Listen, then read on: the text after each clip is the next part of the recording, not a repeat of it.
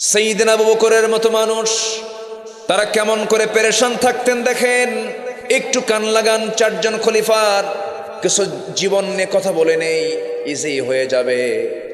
সাইয়েদনা আবু বকর সিদ্দিক রাদিয়াল্লাহু তাআলা আনহু, তিনি শাসনকর্তা, একজন খলিফা, একজন সম্রাট। তিনি কি করতেন? রাষ্ট্রের দায়িত্ব পালন করতেন, আবার ব্যবসাও করতেন। তিনি একজন কাপড় ব্যবসায়ী ছিলেন। তার দোকান থেকে একজন কাস্টমার কাপড় নিয়ে যায়। 6 মাস পর সেই কাস্টমারের কাছে কাপড়টা পছন্দ হলো না। কাপড়টা আবার ফেরত নিয়ে এসে বলতেছে, আবু বকর, এই কাপড় আমার পছন্দ হয় নাই, কাপড়টা তুমি ফেরত নাও, টাকাটা আমাকে দিয়ে দাও। সাইয়েদনা আবু বকর রাদিয়াল্লাহু তাআলা আনহু কাপড়টা ফেরত নিলেন, টাকাটা তাকে দিয়ে দিলেন। দিয়ে দেওয়া মাত্রই তিনি হাউমাউ করে কান্নাকাটি করছেন। সবাই বলল, আবু বকর, তুমি কেন কান্নাকাটি করো? সামান্য কাপড় ফেরতের জন্য কাঁদতেছো? আমাদের তো তা মনে হয় না। তিনি বলছেন, তা ঠিক, আমি তো এই জন্য কাঁদতেছি না, কিন্তু কাঁদেন কেন আপনি? কি জন্য কাঁদেন? তিনি বলছেন, শোনো, এই কাপড় ক্রেতা, তার কাপড় পছন্দ হয় নাই, আমার কাছে সে কাপড়টা ফেরত দিয়ে টাকাটা ফেরত নিয়ে চলে গেছে। তার চিন্তা শেষ হয়ে গেছে। কিন্তু আমি আবু বকর যেদিন মরে যাব, আমি আবু বকর যেদিন দুনিয়া থেকে বিদায় নিয়ে নেব, বিচারের দিবস শুরু হবে, হাসর শুরু হয়ে যাবে, আখিরাত শুরু হয়ে যাবে। বিচারের সময় যদি আমার আল্লাহ আমাকে ডাক দিয়া যদি বলেন, আবু বকর, তুই আমার বান্দা ছিলি, তুই আবু বকর, তোর নামাজ, তোর রোজা, তোর হজ, তোর যাকাত, তোর দান, তোর সাদগা, তোর জিহাদ, কোনো কিছু আমি আল্লাহ আমার কাছে পছন্দ হয় নাই। এই যে তোর আমলনামাগুলো তোর কাছে আমি ফেরত দিলাম, তুই নিয়ে যা। আল্লাহ যদি আমাকে কেমন করে তা আমার আমলনামাগুলো আমার কাছে যদি ফেরত দিয়ে দেন, আমি কার কাছে যাব? এই জন্য কাঁদি। চিন্তাটা দুনিয়ার না আখিরাতের। আসলে চিন্তা না দুনিয়ার না আখিরাতের। আখিরাতের চিন্তা তাদের ভিতরে এত গভীরভাবে কাজ করত। আমার বন্ধুগণ, অর্ধ দুনিয়ার শাসক ওমরে ফারুক রাদিয়াল্লাহু তাআলা আনহু, অর্ধ দুনিয়া তিনি শাসন করেছেন। কি শাসক তিনি ছিলেন! কি নাই তার মধ্যে কাজ করত, সৎ মানসিকতা কাজ করত। মধুর বোতল, এক বোতল মধু তিনি কি করেছেন? রাষ্ট্রের মধু তার বরাদ্দ এসেছে, এক বোতল মধু নিয়ে তিনি বাড়িতে আসলেন। সেই মধুটা ভাগ করতে হবে 5টা ভাগ করে। একটা ভাগ তিনি নেবেন, 4 ভাগ প্রতিবেশীদের মধ্যে ভাগ করে দিবেন। এই দায়িত্ব দেওয়ার জন্য তিনি তার বউকে ডাক দিয়ে বলছেন, বউ আমার শোনো, এই যে মধু তোমার হাতে দিলাম, মধুর বোতলটা সমান 5 ভাগে ভাগ করবা। একটা অংশ আমাদের নিয়ে বাকি 4 অংশ প্রতিবেশীর হাতে সমান করে দিবা। মধুর বোতল হাতে দেওয়ার পরই আবার বলছেন, আমার স্ত্রী, মধুর বোতলটা আমার হাতে ফেরত দিয়ে দাও, আমি তোমাকে ভাগ করতে দেব না। বলেন, এই আচরণ যদি কোনো স্বামী কোনো বউয়ের সঙ্গে করে, মন ভালো হওয়ার কথা না মন খারাপ হওয়ার কথা? বলেন তো, খারাপ হওয়ার কথা না? স্বামী স্ত্রীর মধ্যে দ্বন্দ্ব লাগে না? আস্তে করে লাগে না? লাগে কি না? যদি লাগে তাহলে মোহাব্বত জমে, আর যদি না লাগে তাহলে তো হলো না, কিছু লাগবেই তো। লাগে কিনা বলেন? লাগে। আমার বন্ধুগণ, সাইয়েদনা ওমর ফারুক যখন মধুর বোতলটা হাতের মধ্যে নিয়ে নিলেন, বউ একটু মনক্ষুণ্ণ হলেন, মুখটা ভার হয়ে গেল। আমার স্বামী বুঝে আমার উপরে মনক্ষুণ্ণ হয়েছেন, আমাকে মাইন্ড করেছেন, আমাকে অবিশ্বাস করছেন। তিনি কোনো কথা বলছেন না। সাইয়েদনা ওমর ফারুক রাদিয়াল্লাহু করলেন কি? মধুর বোতলটা নিয়ে চলে গেছেন প্রতিবেশীর ঘরে। প্রতিবেশী একজনকে ডাক দিয়ে বলেন, প্রতিবেশী শোনো, এই মধুর বোতলে মধু আছে, মধুটা ভাগ করবে, সমান 5 ভাগে ভাগ করবে। তুমি 1 ভাগ নেবে, আমার প্রতিবেশী আরো 3 জন আছে, তাদেরকে 3 ভাগ দেবে, আর 5ম ভাগটা আমাকে দিয়ে দিবা। 5ম ভাগটা তিনি তার সমান অংশ একটা তিনি নিয়ে, মধু নিয়ে তিনি আসলেন বাড়িতে। এসে বউয়ের সামনে দাঁড়ায়া বলছেন, আমার বউ, আমি তোমাকে দারুণ ভালোবাসি, মোহাব্বত করি, আমি তোমাকে ট্রাস্ট করি, আমি তোমাকে খুব চুজ করি। আমি রাষ্ট্র চালাই, তুমি আমার পরিবার চালাও, আমার সন্তানগুলো লালন পালন করো, তুমি আমার জন্য বিশাল বড় সহযোগিতার হস্ত প্রসার করো, আমার পরিবারের সার্বিক কেয়ারটেকার তুমি করো। আমি তোমার প্রতি চিরকৃতজ্ঞ, আমি তোমার প্রতি খুশি। আল্লাহর কসম করে বলি, মধুভাগের দায়িত্ব আমি তোমাকে দেই নাই, সন্দেহ করি নাই। তুমি কম বেশি করবে এটা আমি মনে করি নাই। কিন্তু আমার বউ, আল্লাহর কসম করে বলি, এই মধুর বোতলে যে মধুটা আছে, সেই মধুটা যদি তুমি ভাগ করতে যাও, সমান 5 ভাগে ভাগ করতে পারবে। কিন্তু মধু তো তরল জিনিস, মধু যখন ভাগ করতে যাবে, 1 ফোঁটা মধু, 1 ফোঁটা হোক, 2 ফোঁটা হোক, 3 ফোঁটা হোক, কিছু মধু হাতে লেগে যাবে।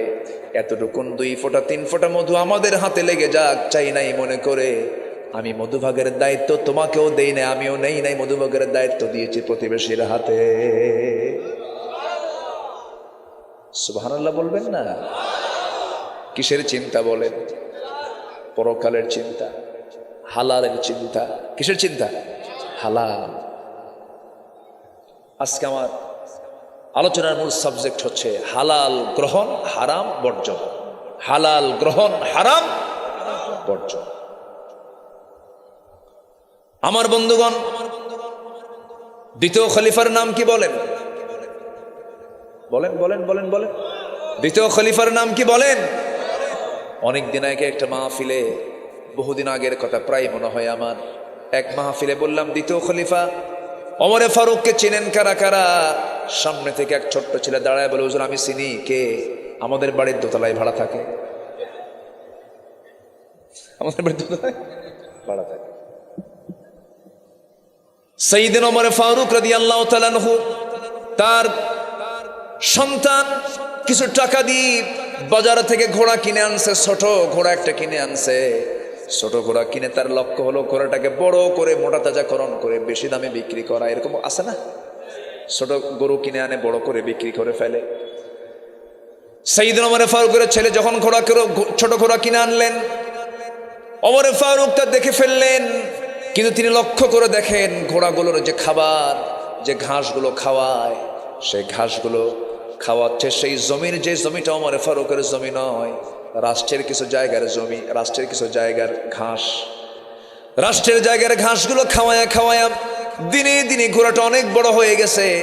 যখন ঘোড়া বড় হয়ে গেছে, ঘোড়া বাজারে বিক্রি করে এনে টাকা নিয়ে যখন ঘরের মধ্যে ঢুকতে নিয়েছে, ওমর ফারুক সামনে দাঁড়ায় বলে, আমার সন্তান, ঘোড়া কিনছিলা কত দিয়া? এত।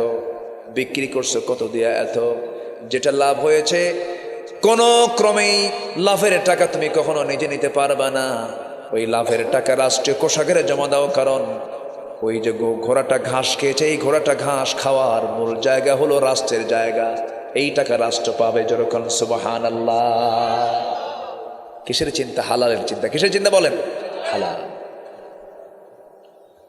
আমার বন্ধুগণ, ছোট্ট ছেলে তার রাষ্ট্রের কিছু খেজুর আসছে, কার্টুনকে কার্টুন খেজুর চলে আসছে। কার্টুন খুলে ছোট্ট ছেলে ওমর ফারুকের, ছোট্ট একটা নাবালক শিশু, খেজুরের কার্টুন থেকে একটা খেজুর চট করে মুখে তুলে নিয়েছেন। ওমর ফারুক দেখে বললেন, এই দিকে আয়। মুখের মধ্যে নখ ঢোকায় দিয়া খেজুরটা বের করে বলছে, যা তোর মায়ের কোলে যা, এই খেজুর তোর খাওয়া জায়েজ নাই, যা মায়ের কোলে চলে যা। মা খেপে গিয়ে রেগে গিয়ে বলছে, আমিরুল মুমিনিন, ছোট্ট বাচ্চা একটা খেজুর তো মুখে দিয়েছিল, আপনি সেই খেজুরটা মুখ থেকে বের করে নিলেন কেন? আমরা তো খেজুর কিছু ভাগে পেয়ে যাব। সাইয়েদনা ওমর ফারুক বলছে, আমার স্ত্রী সন্তানের প্রতি কি আমার দরদ নাই? অবশ্যই দরদটা আছে, কিন্তু শোনো, যে খেজুরটা সে মুখে দিয়েছে সেটাই যে ভাগে পাবো তার গ্যারান্টি কি? এই জন্য আমি আগে তাকে খেজুর খেতে দেই নাই। কিসের চিন্তা? কিসের চিন্তা বলেন? আখিরাতের চিন্তা। মাথায় কলসি ভরে পানি আনতেছেন ওমর ফারুক রাদিয়াল্লাহু তাআলা আনহু। নিজের পরিবারের জন্য কূপ থেকে পানি তুলে আনতেছেন অর্ধ দুনিয়ার শাসক ওমর ফারুক। আল্লাহু আকবার। কত সিম্পল লাইফ ক্রিয়েট করতেন তারা। কলসি ভরে পানি আনতেছেন। এক প্রশ্নকারী এসে বলতেছে, একটু প্রশ্ন ছিল, একটু জবাব দিবেন? কে বলো কি প্রশ্ন? কে মাথায় কলসি রেখে কি কথা বলা যায়? তো মাথার কলসিটা তিনি মাথা থেকে নামায়া হাঁটুতে রাখলেন। কোথায় রাখলেন? হাঁটুতে।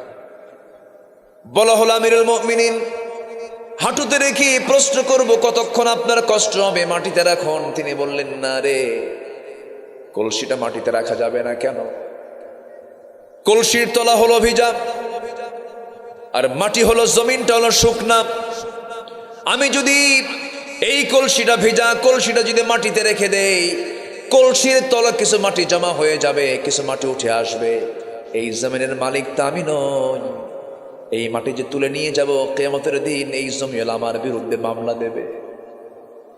কিসের চিন্তা বলেন? আসতে বলবেন না, কিসের চিন্তা?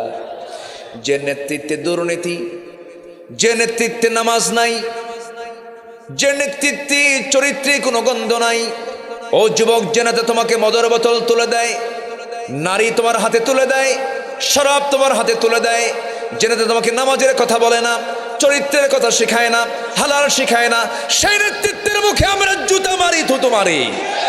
রাজি আছেন কারা কারা? হাত উঁচু করে দেখান মুসলমান।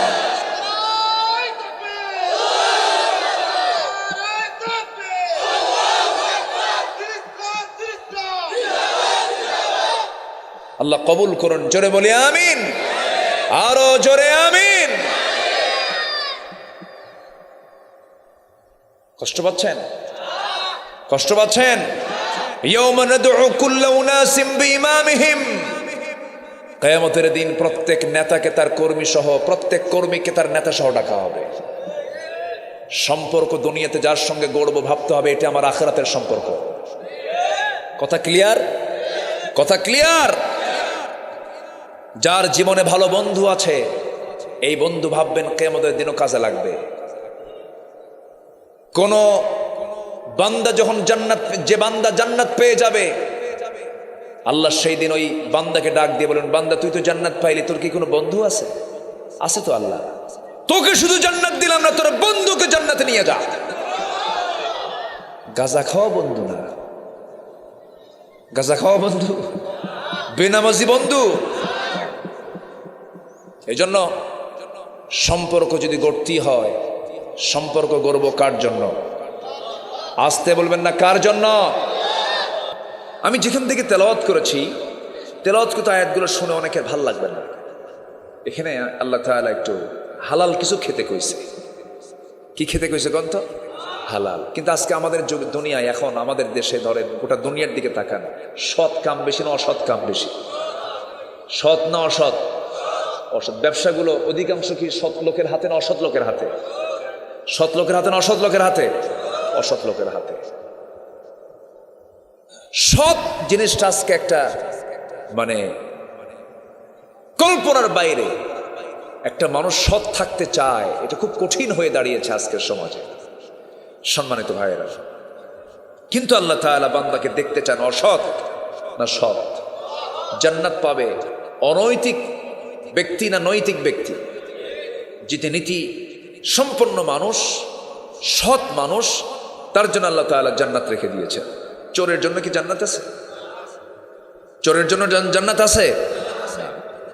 আল্লাহ তাআলা ভালো ব্যক্তির জন্য জান্নাত রেখে দিয়েছেন। এই জন্য আল্লাহ তাআলা দরদ করে মানুষকে ডাক দিয়ে গুরুত্বপূর্ণ একটা তথ্য দিচ্ছেন, তোমরা এই জমিনে খাবে, তোমরা খাবে হালালান তাইয়্যিবা, হালাল এবং পবিত্র, হালাল এবং পবিত্র খাবার তোমরা খাবে। আল্লাহ কোথাও কিন্তু বলেননি কম খাও।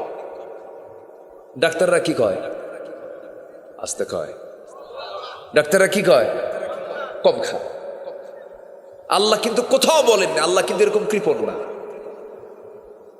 আল্লাহ কোথাও আপনি বলতে পারবেন না, কোথাও দেখাতে পারবেন না, আল্লাহ কোথাও বলেননি কম খা। আল্লাহ বলছেন কুলু, খাও। কুলু মিম্মা ফিল আরদি হালালান তাইয়্যিবা, এই জমিনে যা আছে এর মধ্যে হালাল এবং পবিত্রগুলো খাও। কুলু, খাও। ওয়াশরাবু, পান করো। ওয়ালা তুসরিফু, অপচয় করো না। কি করো না? অপচয় করো না। তাহলে আমাদের খেতে কি মানা? আল্লাহ কি আমাদের খেতে কি মানা করেছেন? মানা করেছেন কি? অপচয়। আর নাপাক খাবার না পবিত্র খাবার? বলেন, নাপাক খাবার না পবিত্র খাবার? মদ কি খাবার কর? মদ কি পাক না নাপাক? আসতে কয়। মদ কি পাক না নাপাক? কার কথা? আসতে বলবেন না, কার কথা?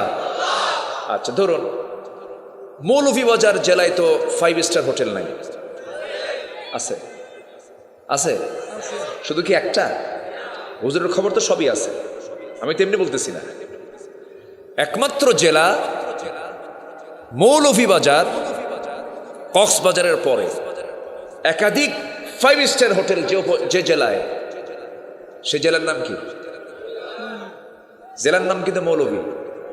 চিন্তা করে, এখানে কিন্তু অমৌলভী কেউ নাই। একটা 5 স্টার হোটেল চলতে গেলে 5 স্টার হোটেল ক্যাটাগরির শর্ত হলো সেখানে থাকতে হবে কি? হ্যাঁ কি বলেন? তাহলে পাক না না পাক? বলেন পাক না না পাক? আচ্ছা মদ কি আজকে হারাম না 1.5 বছর আগের থেকে হারাম? আচ্ছা তাহলে আমি যদি এই কথা বলি, এই কথা বললে কি আপনাদেরকে অসুবিধা হবে? বলেন বলেন, অসুবিধা হবে? আল্লাহ যেটা হারাম বলেছেন আমি কি সেটা হালাল বলতে পারবো? পারবো, কোনো উপায় নাই। কিন্তু আমাদের সমাজে কিছু মানুষ আছেন, মসজিদ মে নামাজ পড়ো, হোটেল মে শরাব পেও, মসজিদে গিয়ে নামাজ পড়ো, হোটেলে গিয়ে মদ খাও, আল্লাহ খুশি থাক, শয়তানও যেন বেজার না হয়। বেচারা কি আছে না নাই? বলে সারা বছর বদমাইশি করে, রমজান মাস যখন আসে দাড়িটা ছেড়ে দেয়, দাড়ি কাটে না, বিড়িও খায় না, মাথার টুপিও বাদ দেয় না, শেষ রাতে তাহাজ্জুদ পড়ে, রোজার নিয়ত করে, চোখের পানি ফেলে ফেলে কান্দে, আবার শেষ দশকে ওমরা করার জন্য হুজুর কয়েকটা ভাড়া করে। হুজুরকে বলে, হুজুর আপনার ভাড়াটাও আমি দেব, আপনার ওমরার টাকা আমি দিলাম। হুজুর চলেন মক্কা মদিনায়, যত গুনাহ করছে সব যেন ধুয়ে মুছে সাফ হয়। আসানের কাম আসে না? তাহলে ধুয়ে মুছে গুনাহ সাফ করার জন্য কারে ভাড়া করে নিয়ে গেল? হুজুর। আমার দেশে আবার কিছু হুজুরও আছে, সিনেমা হল উদ্বোধন হবে, হুজুরকে নিয়ে যাই, হুজুর দোয়া করে, আল্লাহ এই সিনেমা হলের কাস্টমার তুমি আল্লাহ বাড়াইয়া দাও। আছে কিন্তু আসতে করে, আছে না নাই?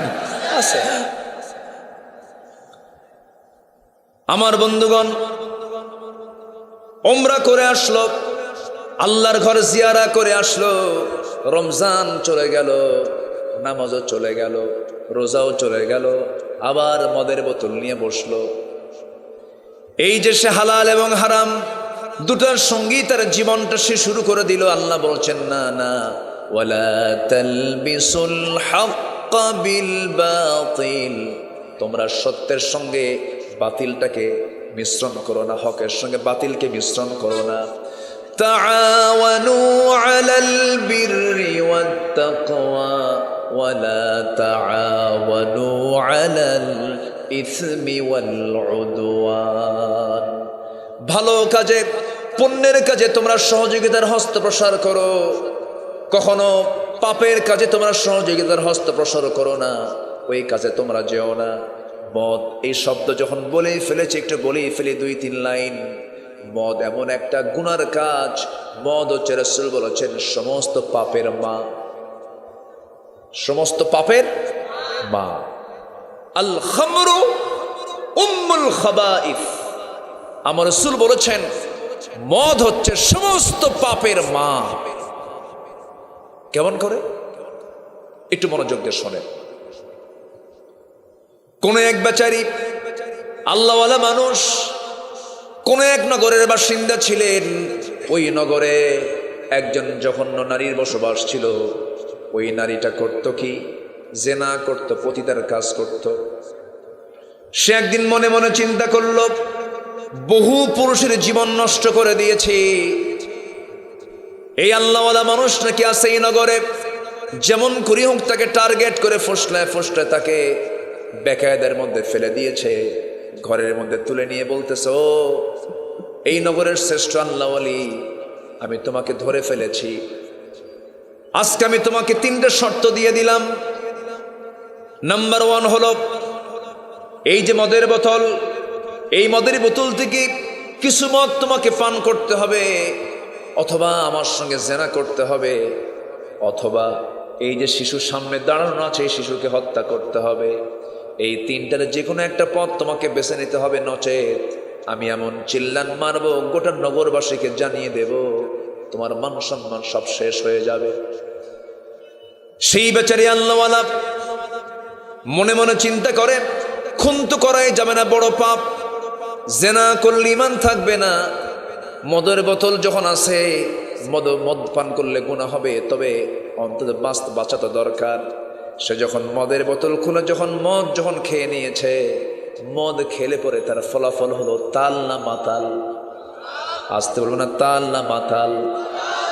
তাল না মাতাল? মাতাল। এক বেচারি মদ খায়া রাত 3টার দিকে দরজার সামনে দাঁড়ায় আছে, ডাকতেছে বউরে, ডাবল লোড, ভালো লোড হয়েছে। 3টার দিকে ডাক দিল, বউ তো টের পাইছে যেটা আমার স্বামী ছাড়া কেউ না, কারণ বউ তো জানে স্বামীটা কয় নাম্বার, আল্লাহও জানে, কিন্তু স্বামীর ব্যাপারে বউ সবার চেয়ে কম জানে না, বেশি জানে, বেশি। তো রাত 3টার দিকে যখন ডাক দিচ্ছে, এখন বউ মনে মনে চিন্তা করলো তো মদ খেয়ে আসছে, তো মাথা ঠিক নাই। ছেলেকে ডাক দিয়ে বলে, বাজান একটু ওঠ, তোর বাপ আসছে, একটু দরজা খুলতে হবে। দুজন মিলে দরজার কাছে দরজাটা খুলছে, খোলার সঙ্গে সঙ্গেই চোখ লাল টকটকা, এরকম চোখ, লাল টকটকা চোখ মিলে বউর দিকে তাকায় বলে, আম্মা আসসালামু আলাইকুম।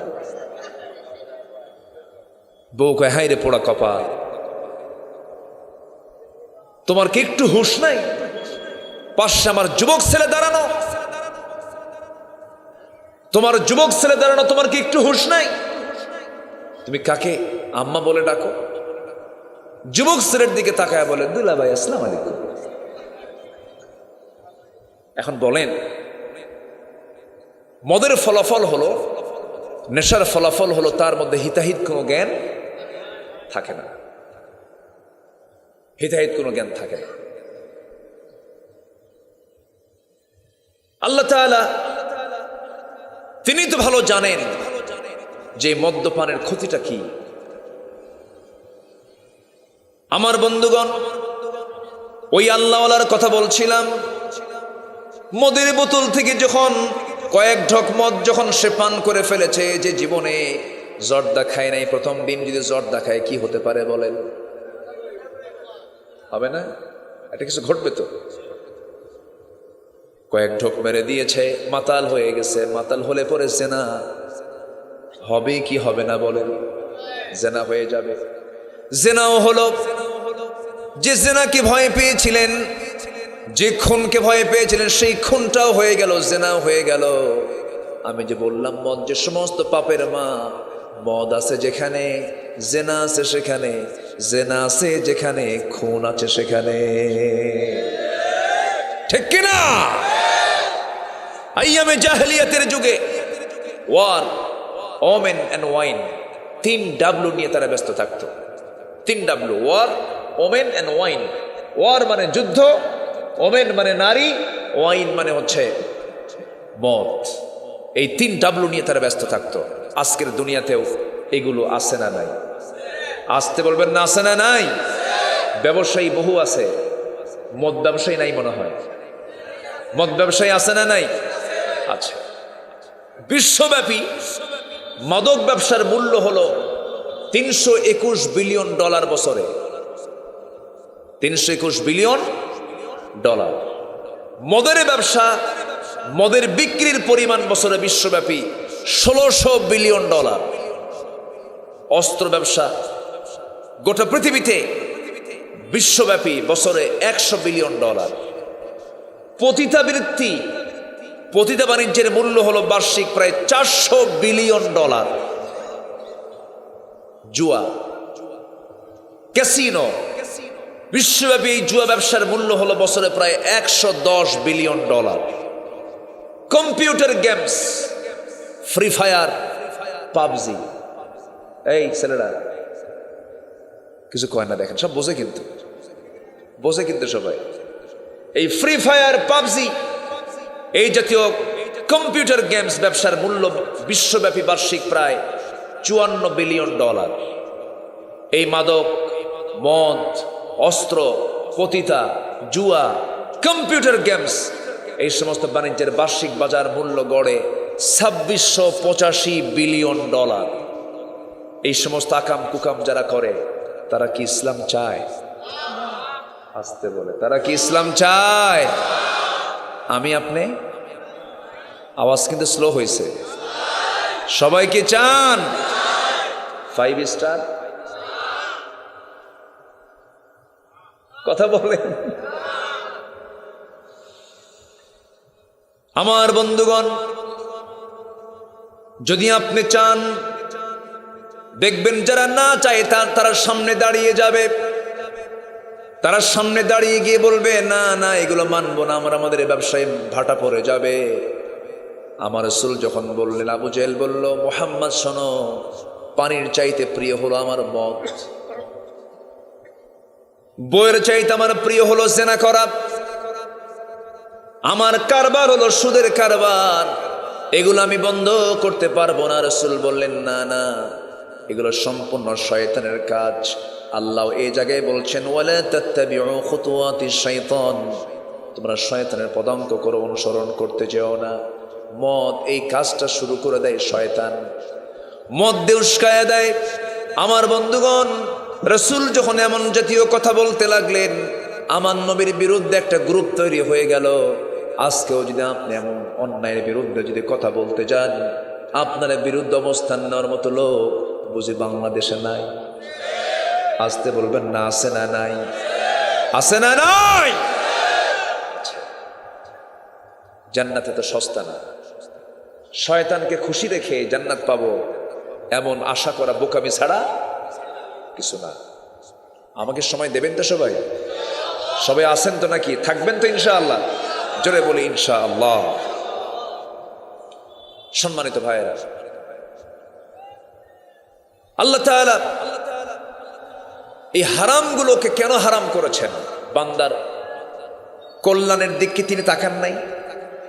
আল্লাহ তো জানেন এই হারাম যে আমি কেন করেছি। এই হারাম যদি মানুষ যদি মেনে চলে, সে ক্ষতিগ্রস্ত হবে। যেটাই হারাম বান্দার জন্য সেটাই অকল্যাণ, আর যেটাই হালাল সেটাই বান্দার জন্য কল্যাণ। যেরকম সুবহানাল্লাহ। সুদের কারবার তো শ্রীমঙ্গলে নাই। আস্তে কর, আছে না নাই? এই সময় কেউ উঠেন না, উঠলে ভাববো ওটাই সুদ খায়। বসেন সবাই। সুদ খাওয়া কি? আরো জোরে, আরো জোরে। মরা প্রাণী খাওয়া কি? মরা প্রাণী খাওয়া হারাম। মরা প্রাণী খাওয়া কি? হারাম। মরা মাছ, এই বলেন, মরা প্রাণী যদি হারাম হয় তাহলে মরা মাছ তাহলে আবার হালাল হয় কেন? নাস্তিকরা কিছু কিছু প্রশ্ন জমা করে। আমারে সেদিন এক মাহফিলে প্রশ্ন করেছে, হুজুর কোরআনে আসছে মরা প্রাণী খাওয়া হারাম, তাহলে মরা মাছ খাওয়া কি? আপনি কি মাছ খাওয়াইছেন আজকে? বলেন। মরা মাছ খাওয়াইছে। জি, তাহলে মাছ মরা হলে এটা হালাল কেন? অবশ্যই এটার অ্যান্সার আছে না নাই? আসতে বলবেন না, আছে না নাই? শুনতে রাজি আছেন তো? আচ্ছা, আজকের সমাজে নারী, কিছু নারী আছে বহুগামিতায় বিশ্বাসী। স্বামী থাকার পরেও হাজার যুবকের সঙ্গে অবৈধ সম্পর্ক রাখে। এটা কি হালাল না হারাম? হারাম আছে যেখানে, অসুস্থতা আছে সেখানে। কি অসুস্থ হতে পারে এই ব্যাপারে কোরআনে বক্তব্য আছে না নাই? আচ্ছা, সেদিন আমাকে এক যুবক ফোন দিয়েছে, আমার ফোন নম্বরে ফোন দিয়ে বলতেছে, হুজুর 2 বছর যাবৎ একটা মেয়ের সঙ্গে আমার খুব হার্ড রিলেশন, গভীর সম্পর্ক। 2 বছর যাবৎ তার সঙ্গে আমার সম্পর্ক চলে আসতেছে। হঠাৎ করে সে মাসখানেক আগে আমাকে ছেড়ে, আমাকে বাদ দিয়ে চলে গেছে। হুজুর, ও যে চলে গেল এতে কি ওর গুনাহ হবে না? প্রশ্নের সাইজ দেখছেন তো? বললাম, তুমি ফোন দিয়েছো কেন বাবা? তুমি আসো আমার সামনে এসে প্রশ্ন করো, থাপ্পড় এক কান খায় যাও। এই হচ্ছে অবস্থা। আল্লাহ তাআলা একটা নারীর জন্য একজন স্বামীকে কেন সিলেক্ট করলেন? একাধিক কোনো স্বামী সে গ্রহণ করতে পারবে? একাধিক কোনো পুরুষের সঙ্গে সে যদি মিলিত হয়, সে কি সুস্থ না অসুস্থ? সে কি স্বাভাবিক না রোগী মানুষ? সে রোগী হয়ে যাবে, সে রোগ টেনে আনবে। আল্লাহ তাআলা কত আগে এই সমস্ত ব্যবস্থাপনাগুলো করে দিয়েছেন। আমার মায়েরা মাহফিল আছেন কিনা জানি না, আপনারাও শোনেন কথাগুলো। আল্লাহ তাআলা তালাক নামে একটা সূরা দিয়েছেন। তালাক দেওয়া জায়েজ আছে, কিন্তু তালাকটা হলো নিকৃষ্ট হালাল। কি হালাল বলেন? নিকৃষ্ট হালাল। ভিক্ষা করা জায়েজ আছে, কিন্তু এটা নিকৃষ্ট হালাল। হালাল তবে তো অপছন্দনীয় হালাল। আপনার জন্য এটা জায়েজ আছে, কিন্তু অপছন্দের জায়েজ এটা। তালাক হলো নিকৃষ্ট হালালের একটা অংশ। কিন্তু তালাকটা যে দেওয়া হলো, যে নারীকে তালাক দেওয়া হয়, সে নারী যদি অন্য কোনো স্বামীকে গ্রহণ করতে যায়, ইসলাম বলে দিয়েছে তাকে কয় মাস অপেক্ষা করতে হয় বলেন? তালাক প্রাপ্তা না। বিধবার জন্য 4 মাস 10 দিন, বিধবার জন্য আরবাআতু আশহুরিন ওয়া আশরা। বিধবার জন্য 4 মাস গুনে গুনে 10 দিন। কোরআনে আছে না নাই? কিন্তু তালাক প্রাপ্ত নারীর জন্য আল্লাহ রাব্বুল আলামিন বলেছেন, ওয়াল মুতাল্লাকাতু ইয়াতারাব্বাসনা বিআনফুসিহিন্না সালাসাতা কুরু। 3 কুরু পর্যন্ত, 3 মেনস্ট্রুয়াল টাইম পর্যন্ত, 3 ঋতুস্রাব পর্যন্ত তাকে অপেক্ষা করতে হবে। 3 মাস 10 দিন পর্যন্ত অপেক্ষা করতে হবে। এর আগে অন্য কোনো স্বামী সে গ্রহণ করতে পারবে না। তাহলে তালাক প্রাপ্তার জন্য 3 মাস, বিধবার জন্য 4 মাস কেন করা হলো? পশ্চিমা কিছু চিকিৎসকরা, পশ্চিমা কিছু চিকিৎসা বিজ্ঞানীরা তারা গবেষণা চালালেন এই 2টা আয়াতের উপরে। গবেষণা করতে নিয়ে তারা দেখতে পেলেন, যখন কোনো নারী, যখন কোনো পুরুষের সঙ্গে সংগ্রামে লিপ্ত হয়ে যায়, স্বামী স্ত্রী যখন ইন্টারকোর্স কমপ্লিট করে, নারী হলো রিসিভ করার জাতি, পুরুষ হলো দেবার জাতি। নারী তার দেহে স্বামী থেকে আসা প্রোটিন, ব্যাকটেরিয়াগুলো সে তার দেহের মধ্যে এটা গ্রহণ করে নেয়, মাথা থেকে পা পর্যন্ত প্রভাব বিস্তার করতে থাকে। স্বামী থেকে আসা, তার স্বামী থেকে পাওয়া যে প্রোটিন ব্যাকটেরিয়াগুলো, এটা তার শরীর থেকে মুছে যেতে 1 মাসে 30% চলে যায়, 2 মাসে 60% চলে যায়, 3 মাসে 90% চলে যায়, 3 মাস 10 দিন পার করলে 100% তার শরীর থেকে ব্যাকটেরিয়া প্রোটিনগুলো আগের স্বামীর সব চলে যায়।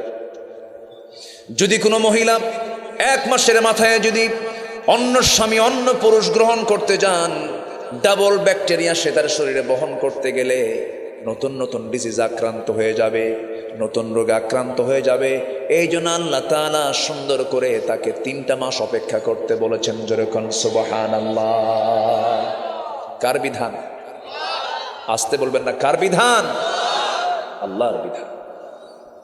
আমার ভাইয়েরা, বিধবা নারীর জন্য 4 মাস 10 দিন কেন করা হলো? 1 মাস কেন বেশি বলা হলো? এর কারণটা হলো, তালাক যখন হয়ে যায়, এখানে ঘৃণা সৃষ্টি হয়ে যায়। কিন্তু কোনো স্বামী যদি মারা যায়, সেই সময় বউটার স্বামীর প্রতি তার মোহাব্বতটা কমে না বাড়ে? বেড়ে যায়। হারে আমার স্বামী মারা গেল, দরদটারও বেড়ে যায়, দ্বিগুণ দ্বিগুণ মোহাব্বতটা বাড়তে থাকে। এই মোহাব্বতটা বেশি থাকার কারণে স্বামী থেকে আসা সেই প্রোটিন ব্যাকটেরিয়াগুলো তার শরীর থেকে যেতে আরো 1 মাস সময় বেশি লেগে যায়। আল্লাহ চান না সমাজে অসুস্থতা বেড়ে যাক, আল্লাহ চান না রোগী হয়ে যাক কেউ। এই জন্য আল্লাহ রাব্বুল আলামিন এই সমস্ত বিধিবিধানগুলো দিয়েছেন। ওই পশ্চিমা চিকিৎসা বিজ্ঞানীরা গবেষণা করে শেষ পর্যন্ত বলতে বাধ্য হয়েছেন, এই দুনিয়াতে যদি কোনো সুস্থ সবল নারী যদি থাকে, পুরুষ যদি থাকে, নারী যদি থাকে, সেটা হলো যে সমস্ত মুসলিমরা ইসলামকে মেনে চলে, তারাই হচ্ছে পৃথিবীর সবচাইতে সুস্থ নারী পুরুষ। যেরকম সুবহানাল্লাহ। হালাল মানলে লস না লাভ? হালাল মানলে লস না লাভ? আমি যা একটা ধরছি আজকে, রাগ করতেছেন নাকি আপনারা? এগুলো কি জীবনের জন্য দরকার আছে না নাই? আচ্ছা আমার বন্ধুগণ, আল্লাহ রাব্বুল আলামিন আমার জন্য যা হারাম করেছেন সেটা আমার জন্য কল্যাণ, যেটা আমার জন্য হালাল করেছেন সেটা আমার জন্য কল্যাণ। আমি হালালকে নিয়ে থাকবো, হারামকে বর্জন করব। আল্লাহ রাব্বুল আলামিন এক জায়গায় বলছেন, আহাল্লাল্লাহুল বাই'a ওয়া হাররামার রিবা। আল্লাহ ব্যবসাকে হালাল করে দিয়েছেন, সুদকে করে দিয়েছেন হারাম। সুদকে করে দিয়েছেন হারাম। হারামের কাছে যেও না, হারামের ধার ধারবে না, হালাল ভিত্তিক জীবন যাপন করবে। হালালের শান্তি যা আছে হারামের মধ্যে সেই শান্তিটা নাই। আল্লাহ রাব্বুল আলামিন সেই জন্য বারবার এই কথাটা অনেক জায়গায় বলেছেন। আমার বন্ধুগণ, এরপরে সেকেন্ড আয়াতে আল্লাহ রাব্বুল আলামিন বলেন, ইন্নামা ইয়া'মুরুকুম বিস-সুই ওয়াল ফাহশা ওয়া আন তাকুলু আলাল্লাহি মা লা তা'লামুন। নিঃসন্দেহে শয়তান তোমাদেরকে খারাপ কাজের জন্য অর্ডার দেয়, ফাহশা কাজের জন্য অর্ডার দেয়। অতএব তোমরা তার কথা না শুনে শুনবে কার কথা? বলেন, আসতে বলবেন না কার কথা? আসতে বলবেন না কার কথা? আল্লাহর কথা। জীবন সাজাবো দুনিয়াকে সামনে রেখে না আখিরাতকে সামনে রেখে। দুনিয়া সাজাবো দুনিয়াকে সামনে রেখে না আখিরাতকে সামনে রেখে। আল্লাহর সৃষ্টির দুই পিঠ, আল্লাহর সৃষ্টির দুই পিঠ। আমি কি শেষ করে দেবো আলোচনা? এই যে 2-1 করে ওঠে যে একটু বসেন। সময় তো জীবনে বহু ব্যয় করেছি আমরা। মাহফিলে এসে যদি মনে হয় যে উঠব কখন, নামাজে দাঁড়িয়ে যদি মনে হয় তেলাওয়াতটা খুব লম্বা হয়ে যাচ্ছে, শেষ হবে কখন নামাজ, ভাবতে হবে ওয়াসওয়াসা দেওয়ার জন্য মিস্টার ইবলিস আসে না নাই? ইবলিস মনে হয় শ্রীমঙ্গল আসে না, চা বাগান তো আসে। ইবলিস কি শ্রীমঙ্গল আসে? এখানে কি আসে শ্রীমঙ্গল আসে? শয়তান আসে না কই? সব জায়গায় আসে। মুসা আলাইহিস সালাতু ওয়াস সালাম একদিন জিবরাইলকে নিয়ে কথা বলছেন, সামনে শয়তান দাঁড়ায় আছে। জিবরাইল বললেন, শয়তান কাজ পাস নাই, নবীর কাছে আসা লাগে। ইবলিস কয়, জিবরাইল মুসা তো দুনিয়াতে আছে, মুসার বাপ আদম আর হাওয়াকে জান্নাতের মধ্যে যায় ওয়াসওয়াসা দিচ্ছে। শয়তান যদি জান্নাতের ভিতরে গিয়ে আমার আব্বা আদম এবং হাওয়াকে যদি ওয়াসওয়াসা দিতে পারে, সেই ইবলিস তো শ্রীমঙ্গলের রাস্তা চিনে না।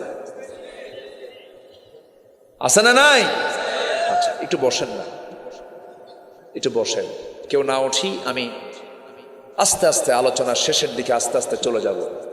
আপনি যতক্ষণ থাকবেন আমি ততক্ষণ থাকবো। জোরে বলি ইনশাআল্লাহ। তাহলে আমরা হালালে থাকবো না হারামে থাকবো? এক লাইন একটা কথা, দামি কথা, একটু মনোযোগ দিয়ে শোনেন। আমি যদি এই দুনিয়াতে হারামকে না বলি, আমার আল্লাহ তাআলা আমার জন্য জাহান্নামকে না বলবেন। এত আস্তে সুবহানাল্লাহ বললেন। আমি যদি এই জাগতিক জীবনে হারামকে না বলে হালালকে হ্যাঁ বলি, আল্লাহ আমার জন্য জান্নাতকে হ্যাঁ বলে দিবেন। তাহলে আমার যে আজকের সাবজেক্ট, এটা কি মূল সাবজেক্ট না? বলেন তো, বলেন এটা কি মূল সাবজেক্ট না? মূল সাবজেক্ট হালাল এবং হারামকে চেনা, হালাল এবং হারামকে বেছে বেছে চলা। বাঁশঝাড় এলাকায় আছে কিনা জানি না। বাঁশঝাড়কে কি বলে আপনাদের এলাকায়? বাঁশঝাড়ি বলে। বাঁশঝাড়ের মধ্যে যখন কেউ ঢোকে, দৌড় মারে না দেখে দেখে হাঁটে? কেন? হ্যাঁ, বুড়া বুড়া বুড়া কি? আচ্ছা যাই হোক, ডালপালা নাই, ডালপালা নাই, ডালপালাও আছে। আপনি যদি চোখ বন্ধ করে একটা দৌড় মারেন, আপনার চামড়া কি ঠিক থাকবে? আপনার পা কি ঠিক থাকবে? থাকবে না। আপনি বাঁশঝাড় অতিক্রম করতে গেলে হাত দিয়ে ডালগুলো সরায় দিবেন, দেখে দেখে দেখে দেখে পার হবে। আপনি দেখে দেখে যে পার হলেন, কি বাঁচলো আপনার? শরীরটা বাঁচলো, চোখটা বাঁচলো, দেহটা ক্ষত থেকে বাঁচলো। ঠিক তেমনি এই জাগতিক জীবনে যারা সোজা দৌড় না মেরে, যারা একটু বেছে বেছে সুদ খাবো না, জেনা করব না, সুদ না ব্যবসা করব, জেনা না বিয়ে করব, বিকল্প ব্যবস্থা আছে না নাই বলেন তো? আসতে বলবেন না, আছে না নাই? আচ্ছা, এরকম বেছে বেছে যদি কেউ চলে, হারামকে বর্জন করে হালালকে গ্রহণ করে, আল্লাহ তাআলা ওই বান্দার জন্য জান্নাতকে একদম ইজি করে দিবেন। যেরকম সুবহানাল্লাহ। দোয়া করে দিই নাকি আলোচনা চালাবো? জোরে বলি ইনশাআল্লাহ, আরো জোরে বলি ইনশাআল্লাহ। কষ্ট পাচ্ছেন না তো? হালাল হারাম নিয়ে ওয়াজ করলে একটু কষ্ট হয়, হ্যাঁ? কষ্ট মনে করা যাবে। মসজিদের সভাপতি সুদখোর, সেক্রেটারি মদখোর, ক্যাশিয়ার গাঁজা খায়, খতিব খুতবা দেবে কেমনে? খতিব খুতবা দিতে নিয়ে একদিন হঠাৎ করে বলে ফেলছে, লা তাকুলুর রিবা দাআফা মুদাআফা, চক্রাকারে সুদ খায়ও না। এই ওয়াজ করতে করতেই আবার খতিব সাহেব আবার সভাপতির চোখের দিকে ছায়া থেকে ওয়াজ করছে। সভাপতি মাইন্ড করছে। নামাজ শেষে সভাপতি এসে বলতেছে, হুজুর আপনি সুদের বিরুদ্ধে ওয়াজ করবেন ভালো কথা, কিন্তু ওয়াজের সময় আপনি আমার দিকে ছায়া থাকলেন কেন? কি কথা কি বুঝতেছেন আপনারা? আজকে মসজিদ কমিটির দায়িত্ব তারা পালন করবে কেন? মসজিদ কমিটির দায়িত্ব সুদখোর মদখোর পালন করতে পারে না। মসজিদ কমিটির দায়িত্ব পালন যদি করে তারা, তাদেরকে ঘাড় ধাক্কা দিয়া ওই পথ থেকে তাদেরকে বিচ্যুত করা দরকার, ঠিক কিনা? কেন তারা পালন করবে? সম্মানিত ভাইয়েরা, সুদ খাওয়ার সর্বনিম্ন গুনাহ হলো নিজের মার সঙ্গে জেনা করা। কম কথা এটা? আল্লাহ তুমি সবাইকে বোঝার তৌফিক দাও। জোরে বলি আমিন, আরো জোরে আল্লাহুম্মা আমিন। কথা তো অনেক আছে এখনো জমা। মরা মাছ খাওয়া কি মনে আছে আপনাদের? বলবো তো, কথা আছে তো। এত ভালো মানুষ, কোনো লোক ওঠে না তো, দেখেন তো, কেউ তো ওঠে না। বাড়ি যাবেন না আপনারা? বাড়িও যাবেন না?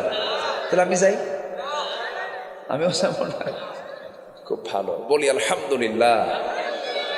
কিন্তু এই এলাকার যে নাম, এই নাম মুখস্থ করতে তো কামসারা। গোপেন্দ্র গঞ্জ কামসারছে, এই নাম মুখস্থ করতে তো কামসারা। জি, আল্লাহ তাআলা আমাকে এখানে বারবার নিয়ে এসেছেন। আল্লাহ যেন আমাদের সম্পর্ক যেন আখিরাত পর্যন্ত গড়ায় আনে। জোরে বলি আল্লাহুম্মা আমিন। আমার দিকে তাকান। সাইয়েদনা ওমর ফারুক রাদিয়াল্লাহু তাআলা আনহু একদিন ঘোড়া কিনতে গেছেন। কি কিনতে গেছেন? ঘোড়া। আগের যুগে প্রধান বাহন কি ছিল? উট আর ঘোড়া। মরুভূমির জাহাজ বলা হতো উটকে, আর মোটর সাইকেলের বিকল্প হলো কি? ঘোড়া। দ্রুত গতিতে চলতেন তারা এটা দিয়ে। তো ঘোড়া লাগবে, ঘোড়া কিনতে গেছেন। ঘোড়াওয়ালার কাছ থেকে ক্রয় বিক্রয়ের চুক্তি কমপ্লিট করে ঘোড়া কিনে ঘোড়ায় চড়েছেন সাইয়েদনা ওমর ফারুক রাদিয়াল্লাহু তাআলা। ঘোড়ায় চড়ে এই 3-4 মাইল যেতে না যদি ঘোড়ার 4টা পা অকেজ হয়ে গেছে।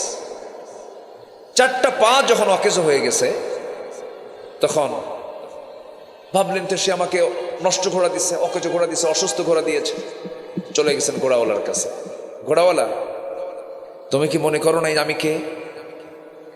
আমি ওমর, তুমি আমাকে এরকম একটা অসুস্থ ঘোড়া দিলা, আমি এই ঘোড়া নেব না, ঘোড়াটা নিয়ে নাও, টাকাটা ফেরত দাও। ঘোড়াওয়ালাকে, অসম্ভব, আমি টাকা ফেরত নেব না। কেন? আমি কি আপনাকে অসুস্থ ঘোড়া দিছি? আপনি যখন নেন আমার কাছ থেকে, আপনি কি অসুস্থ নিয়েছেন না সুস্থ নিয়েছেন? সুস্থ তো, অসুস্থ হয়ে গেছে আপনার কাছে, আপনি আমার দোষ দেন কেন? ওমর ফারুক বলছেন, না, তুমি হাজারো বোঝালে আমি বুঝবো না, তুমি আমাকে টাকা ফেরত দাও। ঘোড়াওয়ালা কয়, আপনার কথাও ঠিক নেই, আমার কথাও ঠিক নেই, চলুন আদালতে যাই। কোথায় যাই? আদালতে। একজন ঘোড়াওয়ালা বাদী হয়ে কার বিরুদ্ধে মামলা করে? কার বিরুদ্ধে বলেন? লোকটা কি না, যে মামলা দিছে সে কি একজন ঘোড়াওয়ালা, ঘোড়া বিক্রেতা। খলিফার বিরুদ্ধে মামলা দিচ্ছে, বলতেছে চলেন যাই, দুজন যে মামলা দেব। দুইজনে চলে গেছেন আদালতে। আদালতের প্রাঙ্গণে যে ভিতরে ঢোকা মাত্রই আদালতের জাস্টিস বিচারপতি কাজী শুরাইহ ইবনুল হারিস আল কিন্দি রাহমাতুল্লাহ আলাইহি ওমর ফারুককে দেখে তিনি দাঁড়ায় গেলেন। দাঁড়ায় গিয়ে সালামুন আলাইক ইয়া খলিফাতুল মুসলিমিন, হে খলিফাতুল মুসলিমিন, আপনাকে সালাম জানাচ্ছি। আপনার মতো ব্যক্তি এই জায়গায় কেন, কি হয়েছে বলুন।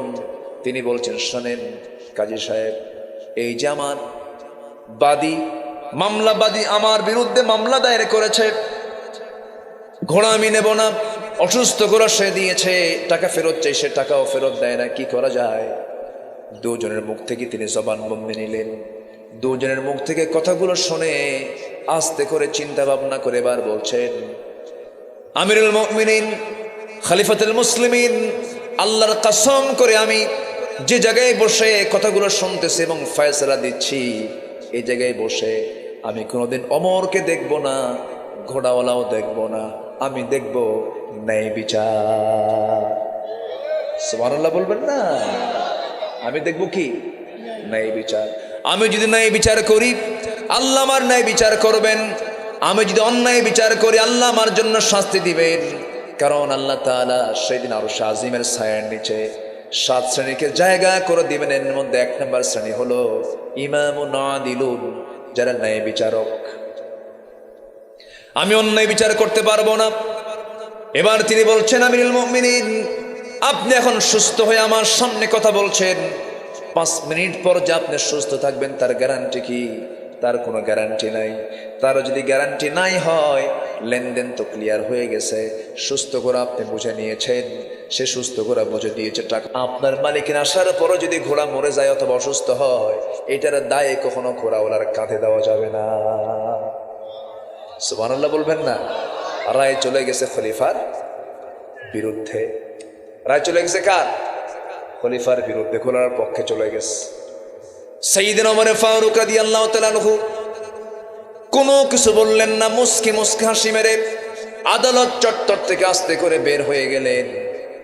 পরের দিন মজলিসে শুরার বৈঠক হলো, সেন্ট্রাল কমিটির বৈঠক হলো, মন্ত্রিসভার বৈঠক হলো।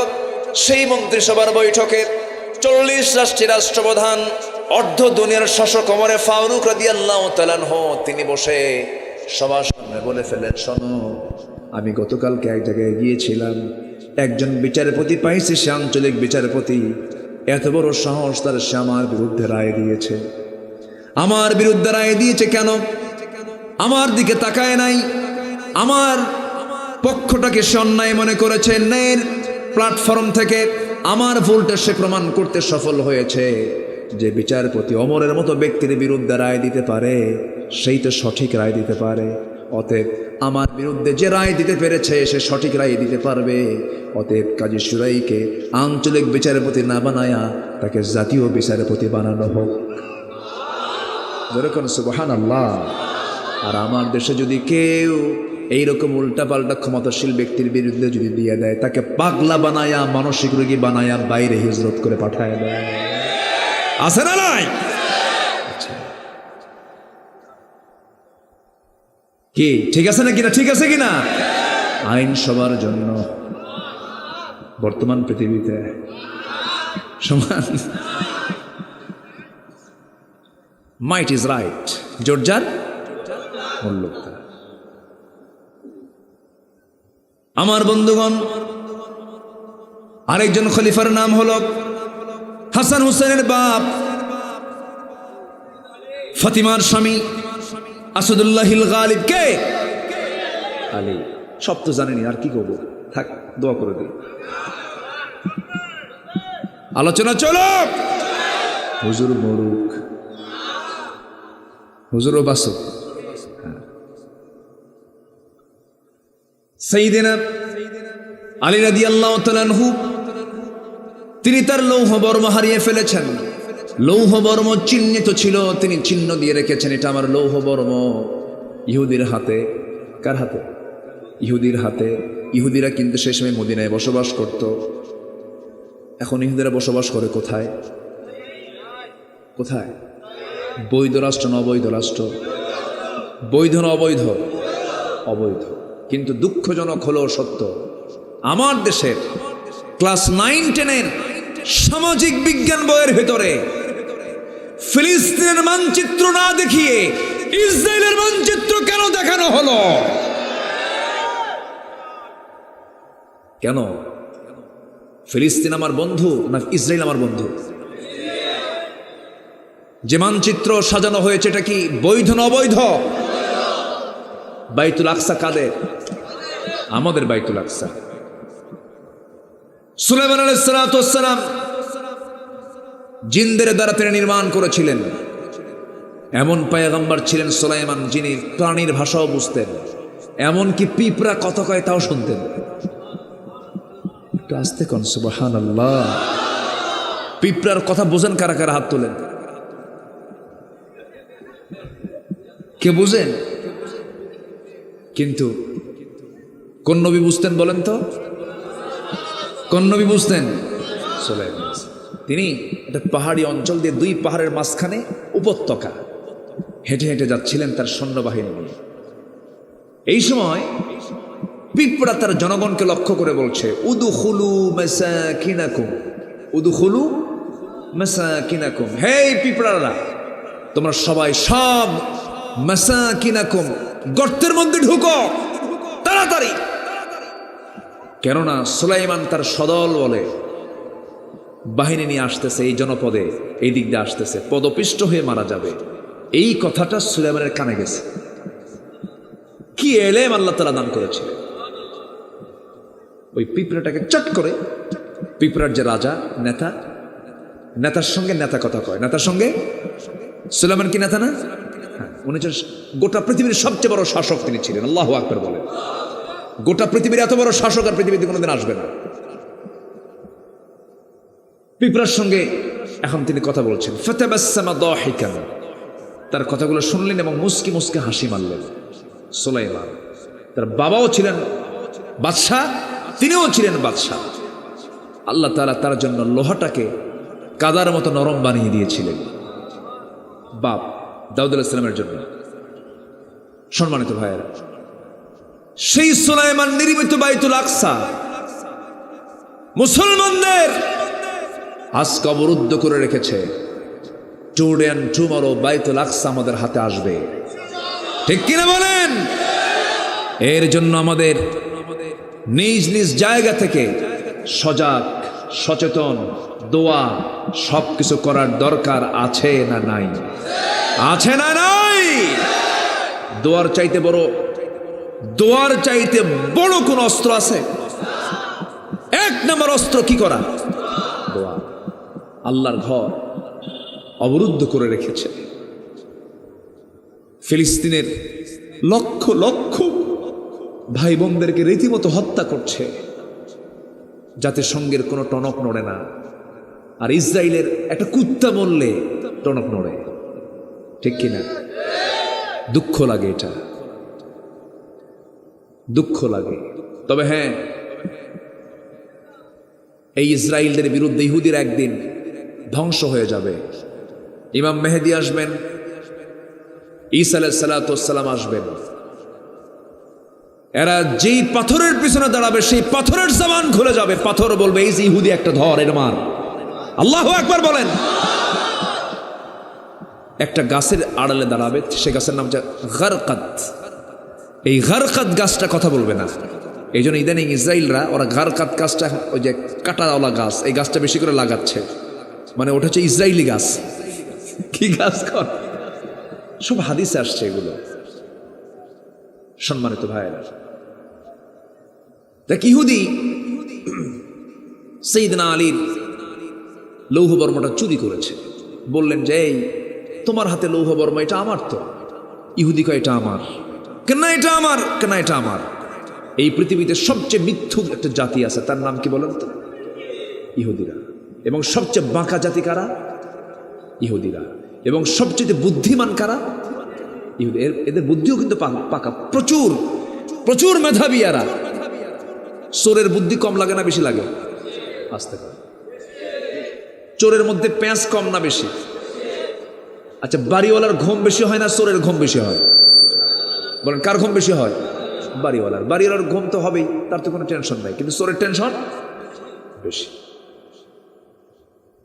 ইহুদিদের বুদ্ধি বেশি। আমি এটা জরিপ করে দেখছি, আমি যতটুকু স্টাডি করেছি, এত বুদ্ধি কেন এদের? এর কারণ হলো আল্লাহ তাআলা এই জাতিকে দুনিয়াতেই জান্নাতের খাবার খাওয়াইছিলেন। মান্না সালোয়ার মতো খাবার এদেরকে দেওয়া হয়েছিল। খাওয়াইছে না? খাওয়াইছে। কিন্তু এরপরে বললো এই মান্না সালোয়া খাওয়া আমাদের হবে না। কেন? মশলা খাওয়া। মশলা কি খাওয়াবে? মশলা। আদা সিহা ওয়া বাসালিহা, আদা রসুন খাবো আমরা, এগুলো খাবো না। জান্নাতের খাবার ওদের পছন্দ হয় নাই। এত বড় বেকুবেরা, অতি চালাকের গলায় দড়ি। এরা বহু নবীকে পর্যন্ত হত্যা করেছে, অনেক নবীকে পর্যন্ত হত্যা করেছে, অনেক নবীকে পর্যন্ত মেরে ফেলছে। আমার নবীর খাদ্যের মধ্যে বিষ ঢুকায় মারতে চেয়েছে এরা। সেই হুদির কি আমাদের বন্ধু হতে পারে? বন্ধু হতে পারে? পারে না। খুব মিথ্যা কথা বলে এরা। বিশ্বের বাজার নিয়ন্ত্রণ করছে কারা? বলেন। বাটা কাদের? কিটক্যাট কাদের? তারপরে এই যে কোকাকোলা, পেপসি, সব তো ওদের। গোটা বিশ্বের বাজার নিয়ন্ত্রণ করছে ওরা, বিশ্বের অস্ত্র নিয়ন্ত্রণ করছে ওরা, মদের ফ্যাক্টরি নিয়ন্ত্রণ করছে ওরা, সমস্ত কিছুর কন্ট্রোল অ্যাপস, এই যে হোয়াটসঅ্যাপ, ফেসবুক, বড় বড় যে সমস্ত এইগুলো সব কিছুর নিয়ন্ত্রণ করা। এমনকি আমেরিকার ক্ষমতায় কারা বসবে আর কাদেরকে হটাবে, এটা নিয়ন্ত্রক ইসরায়েল। এত ভয়ঙ্কর একটা জাতি, মাত্র 1 কোটি মানুষ গোটা দুনিয়া জুড়ে। তারা কিভাবে মোকাবেলা করছে? সেই সময় মুসলমানদের সক্ষমভাবে মোকাবেলা করার জন্য ডিপ্লোম্যাটিক চিন্তা করার দরকার আছে না নাই? আসতে বলবেন না, আছে না নাই? বিচ্ছিন্ন হওয়া যাবে না, বিচ্ছিন্নতা দেখানো যাবে না। আল্লাহর ঘর আকসা রক্ষার স্বার্থে, দিন প্রতিষ্ঠার স্বার্থে সমস্ত দ্বন্দ্ব ভুলে গিয়ে এক কালেমার ছায়াতলে আবদ্ধ হয়ে ওই বাতিলদের মোকাবেলা করার জন্য মুসলমানদের প্রস্তুতি নিতে হবে। মুসলমান, আল্লাহ বোঝার তৌফিক দান করুন, আল্লাহ বোঝার তৌফিক দান করুন। আমরা হানাফি কোনো পরিচয় দিতে যাব না। আমরা আহলে হাদিস পরিচয় আমাদের বড় পরিচয় নয়, হানাফি পরিচয় বড় পরিচয় নয়, সুন্নি পরিচয় বড় পরিচয় নয়। আমাদের পরিচয় হলো আমরা মুসলমান, আমরা মুসলমান, আমরা মুসলমান। ঠিক কিনা? সমস্ত দ্বন্দ্বের প্রাচীর ভেঙে ফেলতে হবে। আলিয়া কওমের দ্বন্দ্ব, আলিয়া কওমের প্রাচীর ভেঙে ফেলতে হবে। সুন্নি, তারপরে কি বলে ওহাবি, এই সমস্ত নামগুলো দিয়ে বিচ্ছিন্নতা দূর করে একটা প্ল্যাটফর্মে এসে বাতিল দুর্গে আঘাত হারার সময় এসেছে মুসলমান। আল্লাহ বোঝার তৌফিক দান করুন, আল্লাহ বোঝার তৌফিক দান করুন। জোরে বলি আমিন। সম্মানিত ভাইয়েরা, সাইয়েদনা আলীর কথা বলছিলাম, কথা বলবো কিন্তু ঘড়ি তো অনেক বাজে। হ্যাঁ বাজুক। ফজর পড়বেন কারা কারা? হাত তোলেন। ফজর আগে রিপোর্ট নেই, আগে দেখি, আগে রিপোর্টটা আগে নেই। ফজর পড়বেন কারা কারা? একটু হাত তোলেন।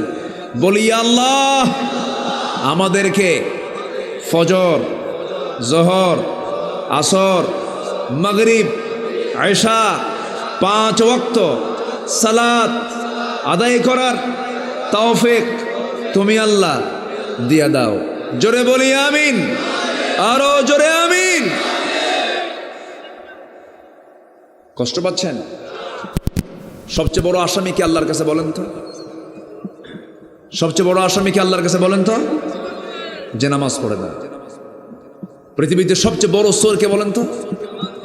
বলেন কে? কি বলেন? কোন চোর? নামাজ পড়বো আমরা কয় ওয়াক্ত? 5 ওয়াক্ত। আমার বন্ধুগণ, সাইয়েদনা আলীর কথা বলছিলাম। লৌহ বর্ম নিয়ে ইহুদি বলল এটা আমার, ইহুদি বলতেছে এটা আমার, আলী বলতেছেন এটা আমার। শেষ পর্যন্ত ইহুদি বলে চলেন আমরা বিচারের মুখোমুখি হয়ে যাই। যে বিচার করেছিলেন ওমরের বিরুদ্ধে, সেই কাজী শুরাইয়ের কাছে গিয়ে বিচার যখন থেমে গেছে, কাজী শুরাই বলতেছেন আমিরুল মুমিনিন আপনি এই জায়গায় কেন? কেই যে আমার লৌহ বর্ম, সে আমাকে দিচ্ছে না। আপনার যে লৌহ বর্ম আপনার সাক্ষীকে আপনি সাক্ষী নিয়ে আসুন। এবার তিনি বলছেন আমার সাক্ষী হল আমার দুইটা ছেলে। এবার কাজী শুরাইহ বলতেছেন আমিরুল মুমিনিন, সাক্ষী কখনো আদালতে ছেলের জন্য বাবার সাক্ষী, বাবার জন্য ছেলের সাক্ষী কখনো গ্রহণযোগ্য হয় না। সাইয়েদনা আলী খেপে গিয়ে বললেন, ও বিচারপতি, তুমি কি ওই হাদিসের কথা ভুলে গেছো? আমার দুটো সন্তানের ব্যাপারে রাসূল বলেছেন সাইয়্যিদা শাবাবি আহলিল জান্নাহ, জান্নাতের সমস্ত যুবকদের সর্দার হলো আমার হাসান হোসাইন, তাদের সাক্ষী কি তুমি পছন্দ করবে না? কাজী শুরাইহ বলছেন এই হাদিসটা আমারও জানা আছে আমিরুল মুমিনিন, কিন্তু আমি রায় আপনার পক্ষে আমি দিতে পারবো না, সাক্ষী জোগাড় করতে হবে। সাক্ষী ছাড়া কখনো আপনার পক্ষে আজকে রায় যাবে না। সাইয়েদনা আলী সাক্ষীর অভাবে সেখান থেকে হেরে চলে আসলেন। ইহুদির কাছে তার লৌহ বর্ম থেকে গেল। সাইয়েদনা আলী মুস্কি মুস্কি হাসি মেরে শাহাদাত চত্বর থেকে তিনি জায়গা ত্যাগ করে আসতেছেন। ইহুদির চোখ বেয়ে বেয়ে টপ টপ করে পানি পড়তেছে, আর মনে মনে চিন্তা করতেছে, আরে ইসলামটা কত সুন্দর, ইসলামটা কত সুন্দর ন্যায়, ইসলামটা এত সুন্দর শাসন ব্যবস্থা, খলিফার বিরুদ্ধে রায় চলে যেতেছে কিন্তু কোনো কিছু করার থাকতেছে না। ইহুদি চক্ষু বন্ধ করে সাইয়েদনা আলীর হাতটা ধরে বলতেছে, আল্লাহর কসম করে বলি ও আলী, এই লৌহ বর্ম তোমার, কিন্তু তোমাদের ইসলাম যে এত সুন্দর, এত সুন্দর তার শাসন ব্যবস্থা, বিচার ব্যবস্থা, আপনি আমাকে পড়িয়ে দেন লা ইলাহা ইল্লাল্লাহু মুহাম্মাদুর রাসূলুল্লাহ। জিকির করি লা ইলাহা, আরো জোরে লা ইলাহা,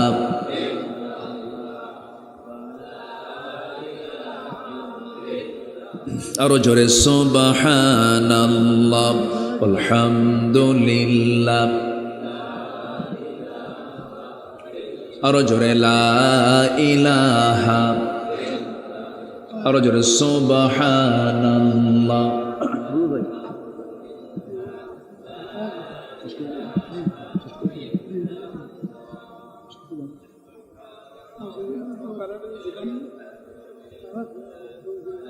লা ইলাহা ইল্লাল্লাহু মুহাম্মাদুর রাসূলুল্লাহ সাল্লাল্লাহু আলাইহি ওয়াসাল্লাম।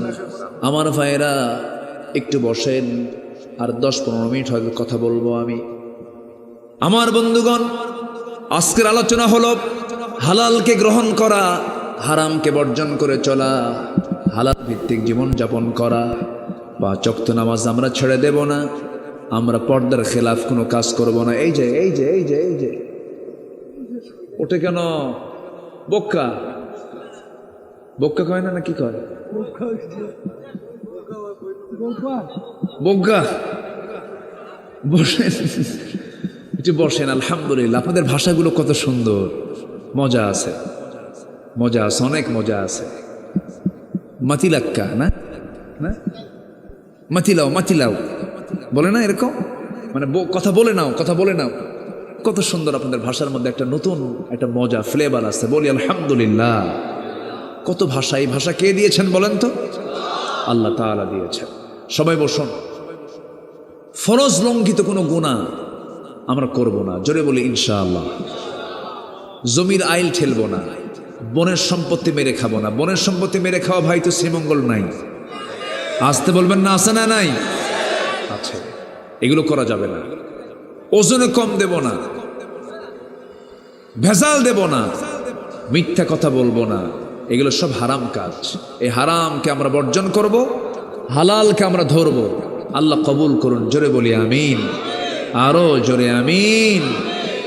আর আরেকটা বিষয়, সেটা হলো এই জাগতিক জীবনে চলতে গিয়ে আমরা কোনো দিনকে মানব না। কার দিন ছাড়া? আসতে বলবেন না, কার দিন ছাড়া?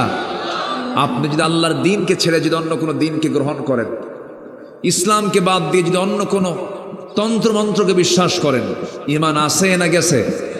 ঈমান চলে যাবে। আল্লাহ তুমি সবাইকে বোঝার তৌফিক দাও। সবার বাড়িতে মা বোন আছে না নাই?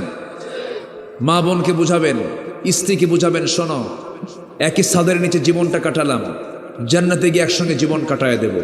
নামাজটা ধরো, বোরকাটা পড়ো, বেপরদায় থেকো না। গায়রে মাহরাম কোনো পুরুষের সঙ্গে দেখা করো না। এটা কার হুকুম? আল্লাহর হুকুম। মেয়ের বাবা আপনি মেয়েকে সচেতন করে দিবেন, আপনি স্বামী বউকে সচেতন করে দিবেন, আপনি বাবা মেয়ের দিকে নজর রাখবেন, আপনি বাবা আপনি ভাই আপনি বোনের দিকে নজর রাখবেন। এগুলোর দায়িত্ব কে দিয়েছেন বলেন তো? আল্লাহ তাআলা দিয়েছেন। পর্দা করা কি? আরো জোরে বলেন, আরো জোরে বলেন। পর্দা বিরোধী কর্মকাণ্ড আমার দেশে আছে না নাই? আচ্ছা, এগুলোকে রুখে দাঁড়াতে হবে। মা বোনদের পর্দার আওতায় নিয়ে আসতে হবে। পর্দা করেই সবকিছু তারা করবেন, এতে কোনো আপত্তি নাই। তারা পড়বেন, গবেষণা করবেন, স্টাডি করবেন, শিক্ষকতা করবেন, সব কিছু করবেন, কিন্তু শর্ত হলো তারা ড্রেস কোড মেনে পর্দার নিয়ম পদ্ধতি মেনে তারা করবেন। আল্লাহ তুমি মা বোনদেরকে বোঝার তৌফিক দিয়ে দাও। আমরা নামাজের মতো করে বসি, আমরা সোজা এখন চাইবো কার কাছে? আল্লাহর কাছে চাবো। আল্লাহ যেন আমাদের সকলের গুনাহগুলোকে মাফ করে দেন। জি, আল্লাহ যেন আমাদের সকলের গুনাহগুলোকে মাফ করে দেন। সবাই নামাজের মতো করে বসি, আমরা আল্লাহর কাছে চাবো। আজকের মাহফিলে সবার জন্য দোয়া হবে, আশেপাশে যত কবরবাসী শুয়ে আছেন তাদের জন্য দোয়া হবে।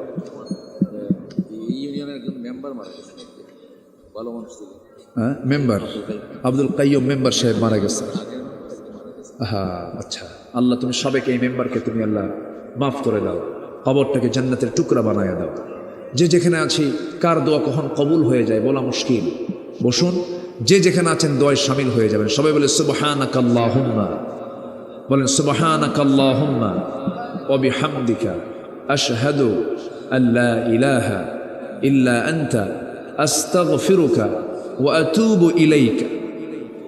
সবাই বলি আল্লাহ, আমার জীবনের সগীরা কবীরা ছোট বড় সব গুনাহ তুমি আল্লাহ মাফ করে দাও। জোরে বলুন ইয়া রাব্বাল আলামিন, আল্লাহুম্মা আমিন।